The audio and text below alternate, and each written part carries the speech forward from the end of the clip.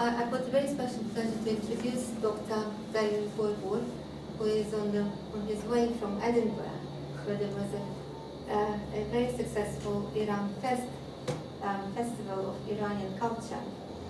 And someone sent me a link about it, and I was very impressed by what is happening there. And Dr. Darius Borbor was participating there, and he gave 2 lectures. And I hope some glimpse of that success will be shared today with us. And he's a specialist. He's actually an architect, he's a practicing architect. But he's also interested in many other things, including, for example, etymology. And I won't tell you more about it because he's got a very beautiful website and lots of details are there. But today he will be speaking about wine, music, dance, and merrymaking in ancient and medieval Iran. And I hope we will see lots of beautiful and interesting pictures and learn more about music and merrymaking in Iran. Thank you very much. Thank you.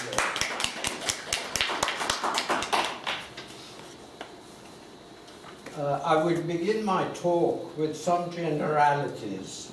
Then I will briefly discuss the history and traditions of wine, music, dance, and merrymaking separately, ending hopefully, before you get too bored, with an overall conclusion.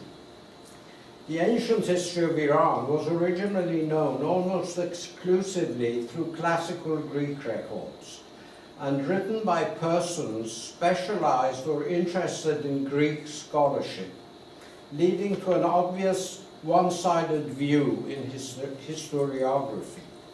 In spite of the discovery and the decipherment of a great deal of important local and neighboring information, the misrepresentation of absolute dictatorship in ancient Iran continues to predominate modern scholarship. The Iranian system of government, of course my introduction has nothing to do with it, but we'll get to it eventually. The Iranian system of government, as far back as the Elamites, was a confederation of highly stratified settled urban city-states long before it took effect in Greece. The king of kings and the satraps often were obliged to adhere to one or several popular consultative assemblies. And the kingship of ancient Iran was nowhere near as totalitarian as was made out either by the ancient Greeks or by the modern scholars. Another misconception in this respect is the misrepresentation of the so-called harem and the role and the participation of women in ancient and medieval Iran. This rectification is of importance for the proper understanding of the philosophy of fun and merrymaking in the current presentation. The Nowruz, or Bahar Jash, spring festival celebrations, and very many of the seasonal or annual banquets, which were held mostly in the open, included the free flow of wine accompanied with music, dancing, and exhilarating voices of minstrels. Humbler subjects were part and parcel of the whole merrymaking event. The climax of the festivities, however, was the sortie and the appearance of the magnificently attired and attended king, who lavished largesse on the populace, very much reflected in the manners of the British royalty, perhaps without the largesse. Another point of importance concerning the Greek historiography is an obvious awe and complex with which they talked of the wealth and the pomp of the Persian Empire, resulting in unrealistic exaggerations. According to Athenaeus, the Persians were the first men in history to become notorious for luxurious living. It is quoted that the Persians rewarded anyone who invented a new pleasure. Polyarchus describes some of the luxuries with which the king of Persia surrounded himself, including his attendants, his sexual pleasures, his perfumes, his entertainments, and his elegance. Supposedly, 300 women customarily watched over him at night, singing and playing the harp by lamplight while he took his pleasure of it. Charis reported that at the head of the king's bed there was a chamber called the royal cushion, large enough to contain 5 couches, quite a place for an orgy, I suppose, and filled with 5,000 talents of gold coins, while at the foot of the bed there was a chamber called the royal footstool, large enough for 3 couches and containing 3,000 talents in silver money. Above the bed itself, a golden vine studded with jewels formed a kind of canopy. This is probably the only bit of truth in the whole of these descriptions. It was very usual to hang the decoration of grapes, sometimes jeweled over beds in the ancient times, especially in Iran. Hunting and banquets were the 2 most important pastimes of a Persian nobleman, according to the Greeks. It must be emphasized that although most of the information that has come down to us is about the royalty, wine, music, dance and merrymaking in ancient and medieval Iran existed in all levels of the society and had no gender differentiation.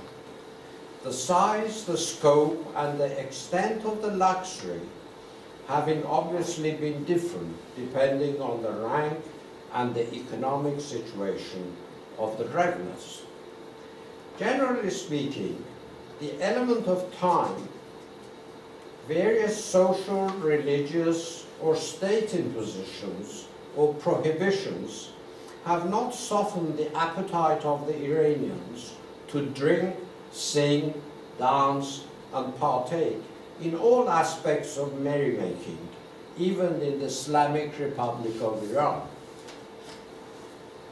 This, I think, is the result of a deeply rooted Zoroastrian cultural tradition, which endorsed and encouraged joyfulness, happiness, good living, and merrymaking in the mortal world, contrary to all other religions which impose social deprivation and restrictions on their disciples in this world in the hope of redemption in the next. Consequently, merrymaking has been so central to the Iranian character and culture in various periods of Iranian history. Huge national ceremonial centers have been built in Iran for festivities and merrymaking throughout history.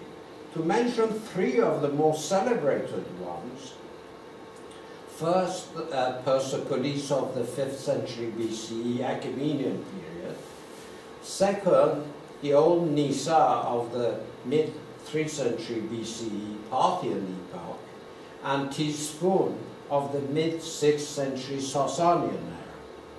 All 3, including many lesser-known ones, bear witness to an ancient and continuous culture in the art of celebration and merrymaking. These monuments of exceptional architectural merit were not only places to receive distinguished guests, but to hold national, social, and religious festivities, which were not always for the rich and the famous, but involved the general public at all times. The first part of this talk is about wine. Wine has been a part and parcel of the Iranian culture from mythology to the present, starting with Jamshid, who is bestowed with the discovery of wine. Moving to the time of the Avesta, we find that wine was considered to be a health-giving drink. It was permitted among the priesthood, and it was even prescribed as nourishment to ladies in their accouchement.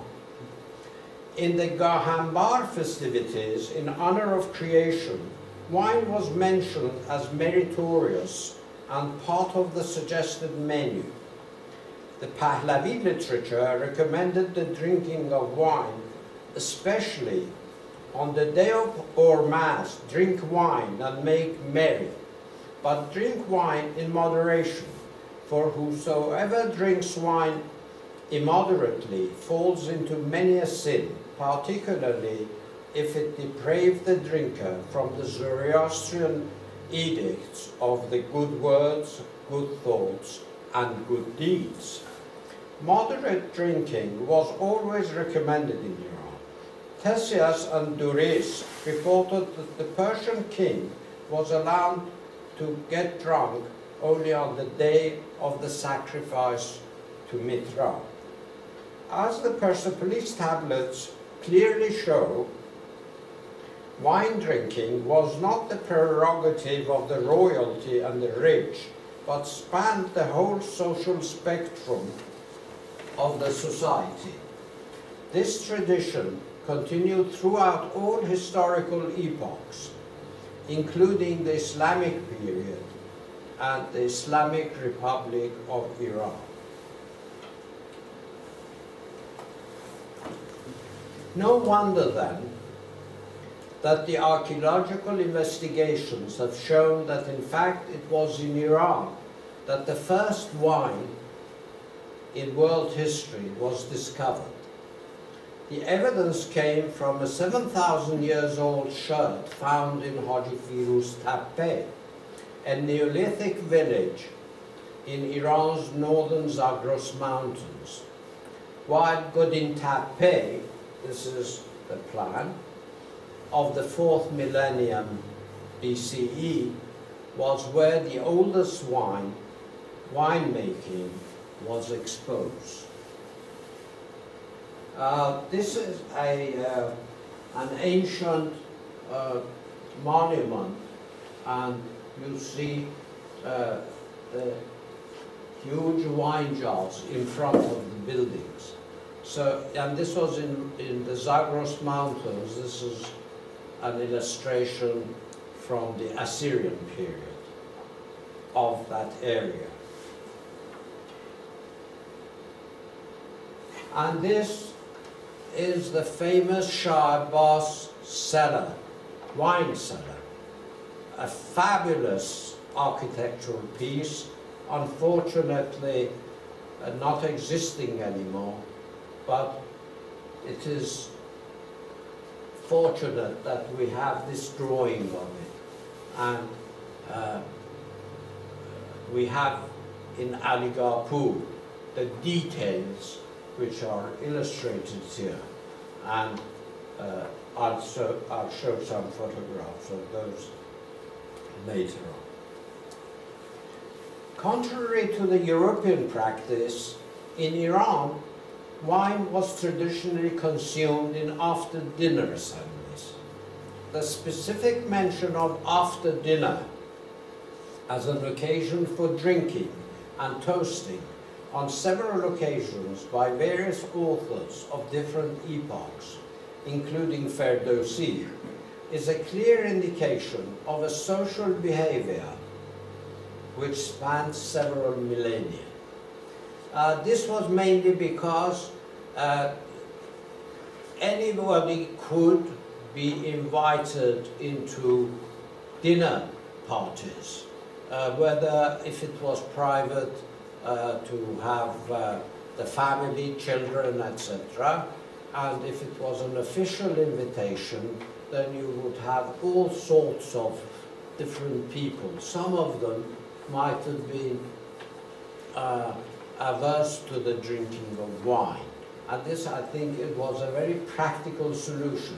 So everybody was welcome to come and have dinner. But the after-dinner drinking sessions were quite a separate affair. In the families, then they would not, probably would not take the children and so on. And also in the official invitations, which are, we know, again Chardin gives a good description of these parties or celebrations in Isfahan. And he says that the mullahs left after the dinner, and the wine and the music and the dancing started.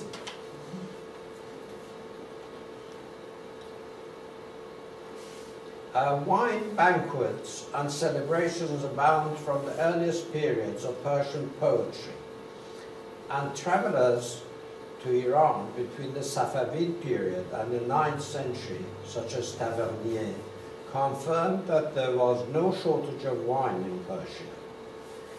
The semiotics of wine was important to poetry composed in the Islamic Iran, at least since the Abbasid period, assuming a special importance in Sufi verse. These are, by the way, illustrations of wine cellars in Iran.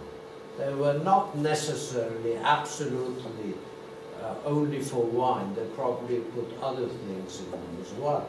But they're fantastic architectural designs, and I'll just show you 2 or 3 of them.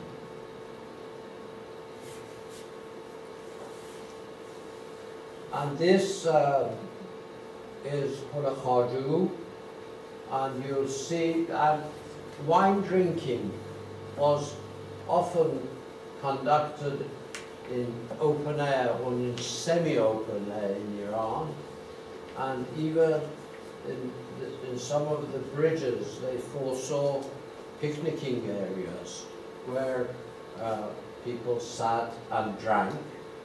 And here you see, this is not a wine bottle, but it's a beer bottle. And and the faces of the people they seem to have sufficient alcohol in their blood.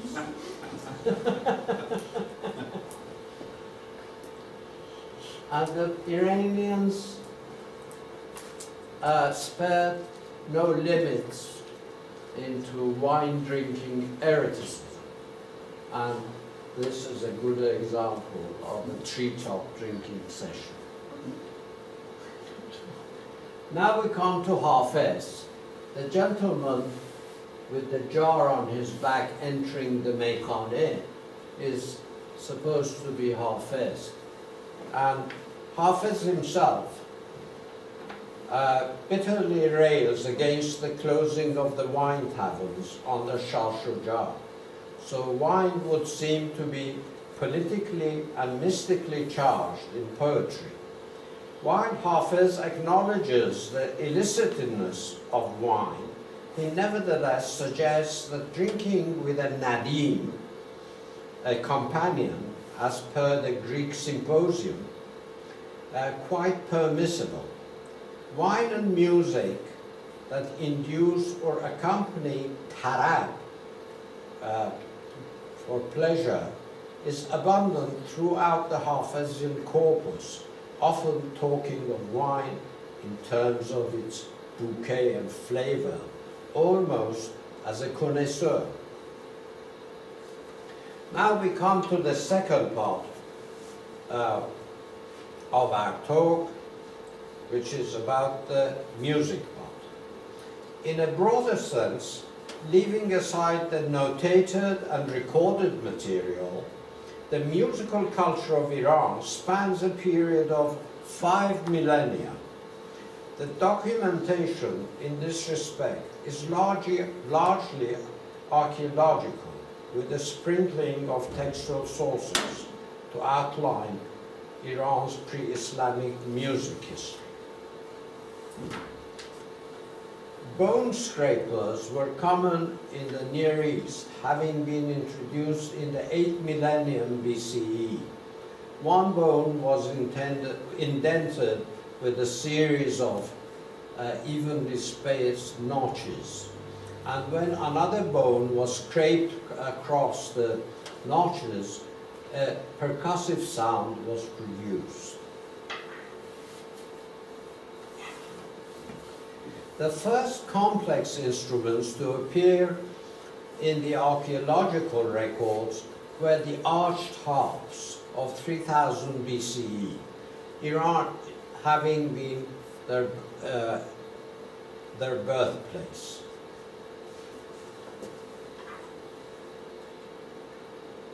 And this is another illustration.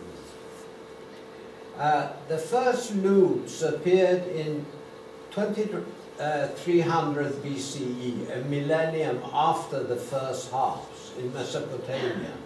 Another millennium later, lutes became the dominant string instruments in Iran. They were either long or short-necked. Lutes exploit a different acoustic principle and constituted an important advance in musicology. In harps and lyres, one string gives one pitch, so that many strings are needed for a range of pitches. In a lute, however, many pitches are produced on a single string, and thus fewer strings are required. These are just random illustrations of various. And this is a real merrymaking with musical instruments, the king sitting with in front of him probably either beer or wine, and this is the kitchen area. They're preparing the food, and with various jugglers and trapeze artists on stilts and so on and so forth. By the way, this was going to be, should have been in another place in my talk, but it just had dropped in here.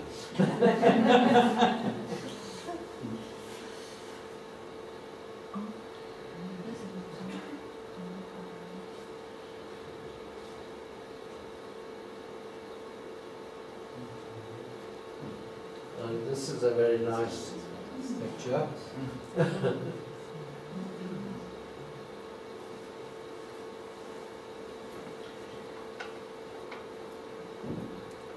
Although no instrument, about 40 small trumpets from Oasis in Bactria and Margiana have recently been brought to light by luthiers in southern Uzbekistan and northern Afghanistan. They are known as the Oxus trumpets and are dated between years 2200 and 1750 BCE. These are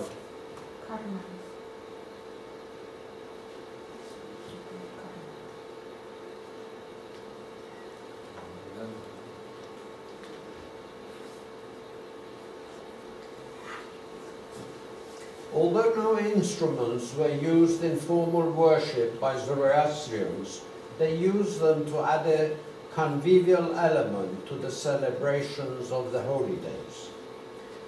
For northeastern Iran, the musical scenes depict instruments typical of Sogdia: lutes, angular harps, flutes, and hourglass drums are the core of Sogdian instruments, and they were remembered in China. But the arched harp and the lyre were never shown on Sogdian monuments in China. In the 7th century BCE, Arjanbol from Ilam, we detect 5 clearly recognizable instruments, which include a lute, a double pipe, 2 vertical harps, a round-bodied lyre, and perhaps a small percussion. There is little contemporary information on music during the Achaemenid and the Parthian periods. Likewise, there is no Iranian pictorial evidence, but confirmation for Achaemenid influence on musical instruments has recently emerged in China.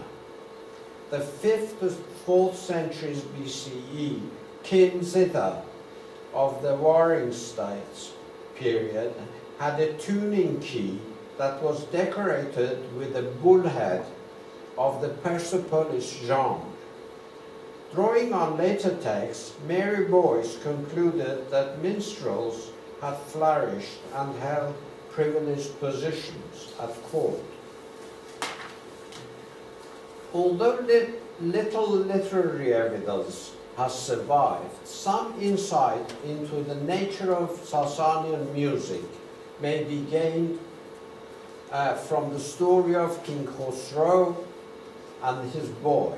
The king asks the page, which musician is the finest and the best? And the boy diplomatically mentions the players of all instruments known to him. The chang or harp, he claims, however, to be the foremost of all instruments.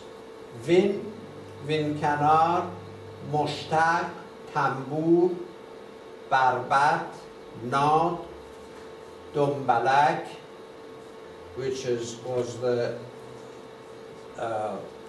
former name for dombak, rash, and 16 others are also named. Many of these are as yet unidentified, and the homophony of names does not provide reliable evidence.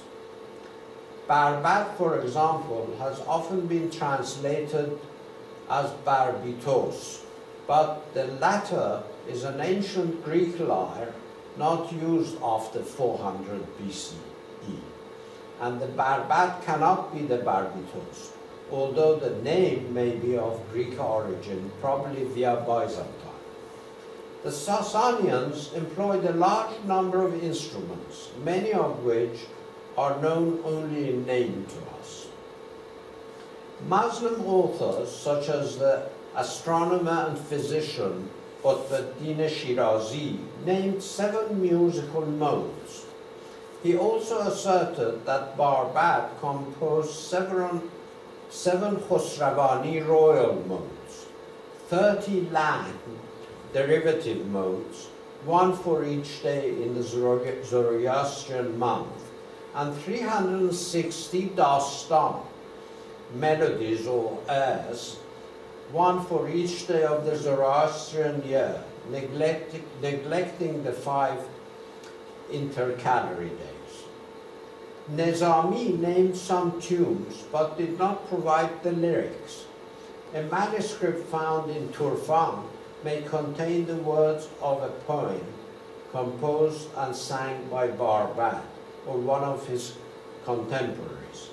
The text of 4 lines, each with 11 syllables, was found in a trove of Manichaean manuscripts, and the song Khorshid Roshan, the shining sun, is written in the Pahlavi language that was used at the time of Barbat. Barbat was a famous poet, musician of panegyric as well as elegy. He used to compose verses and sing them to his own accompaniment on various occasions. I'm not going to talk a lot more about Barbad because there's so much legend and you know, verity maybe on him that there's a great deal to be said. According to the Arab author Masudi, music was greatly esteemed at the court, and Ardashir I, the founder of Sasanian dynasty, gathered singers, minstrels and musicians into a special courtly class. 2 centuries later, Bahram V elevated this class to the highest rank. 2 centuries later, Bahram V, and he was, he was fond of music and recruited 12,000 singers from India. But music was even more highly cherished by Khosrow II, whose reign was veritable golden age of Iranian music. He is shown among musicians on a large cliff relief at Tagh-Bostan in western Iran. The king, holding bow and arrows, stands in a boat amidst a band of harpists. Another group of harpists are seated in a second boat, while numerous musicians play on a platform at the shore. I'm afraid I haven't got a photograph of that for you, because it's very difficult to photograph. You just have to take my word for it. It is a remarkable scene because the boats are shown at 2 successive moments within the same panel, and the harps are rendered in considerable detail.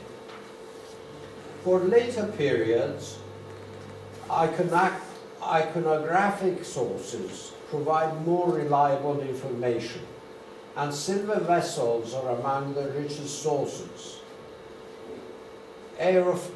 Aerophones included the sorna, reed pipe, and the reed pipe. The Chinese moshtaq, mouth organ, flourished briefly in Iran, shown on a wall relief from Tagh-Bostan and on a 6th century CE silver cup from Kalardasht in Mazandaran.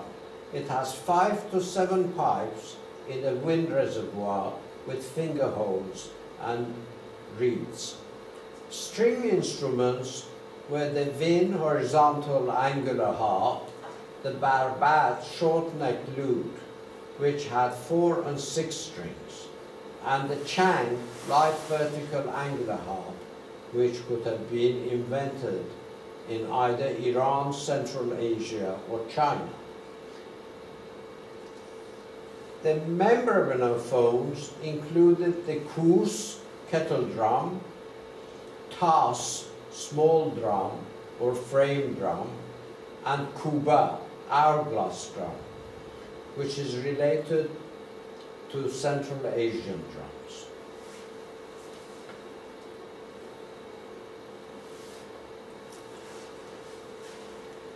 As for the emergence of orchestras, according to various historical evidence, mostly from Sogdia, an ensemble of more than 20 instruments was considered a large orchestra.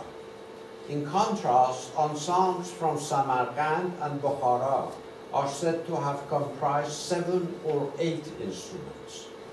The preference for small groups was retained by Sogdians in China. They had 2 types of drums called straight and harmonizing. Both were probably waisted drums of different sizes. The other instruments included a 4 and a 5-string lute, a harp, 2 flutes, and a pair of cymbals, and all are often shown on Sogdian monuments. Sogdian ensembles are the only orchestras not dominated by percussion. Now, the third part of our discussion is about dancing, or the dance.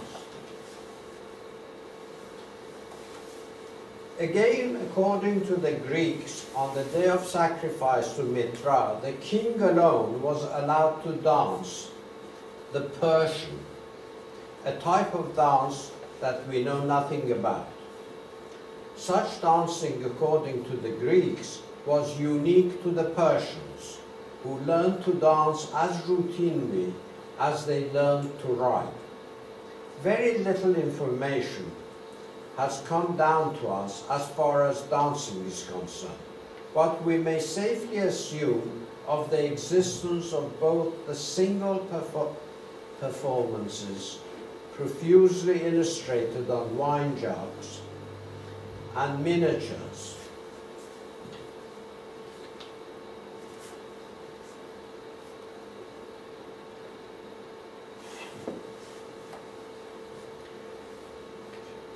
And the semi-choreographed group dance, such as the well-known Chubi figure dance, which exists to this day. And this is a Chubi dance. The man in the center, the gentleman here,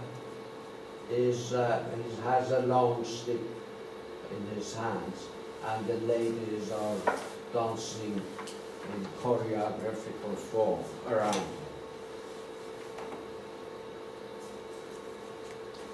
On the Sogdian side, we have the evidence of the vigorous dance with bent legs, which was also remembered in China.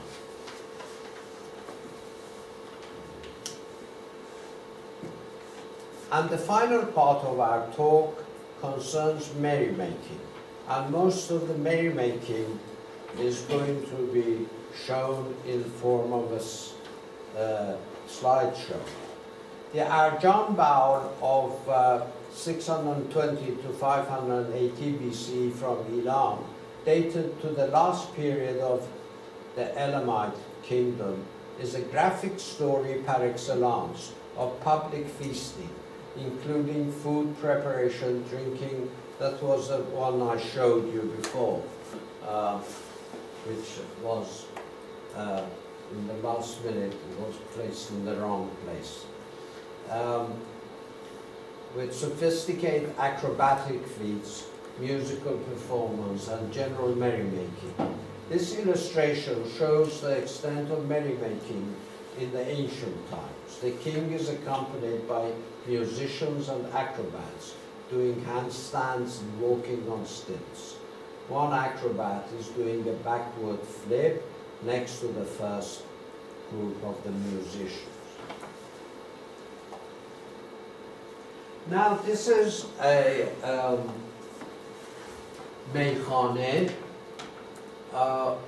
which you'll see the meykhanes, the references about the architecture of meykhanes that we have is mainly either from miniatures or from literature. And both of these show that meykhanes were quite substantial buildings, and they were open from late in the evening to early mornings very often. And they catered for all sections of the society, for the rich and the wealthy who had special rooms, mainly at the second floor.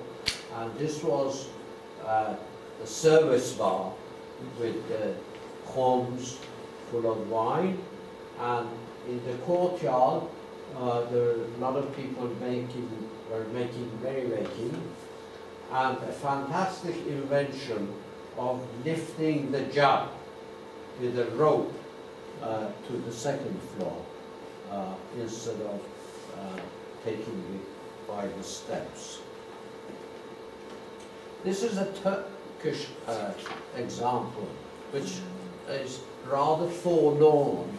There's a prince all alone sitting in this huge meykhane, the Iranian meyhanes were very much more active and lively, it appears.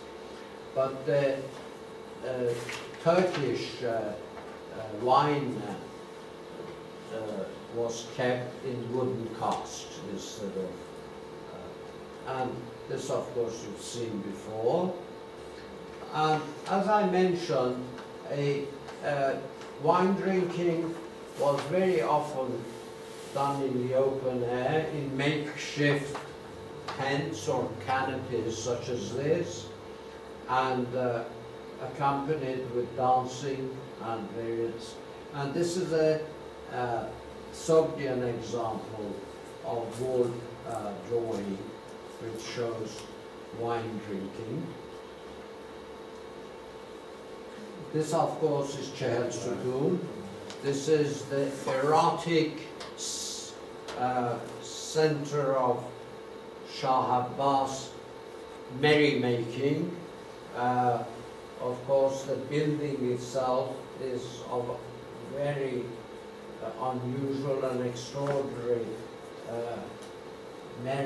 architectural merits, and all the paintings except 2 or 3, probably 2, are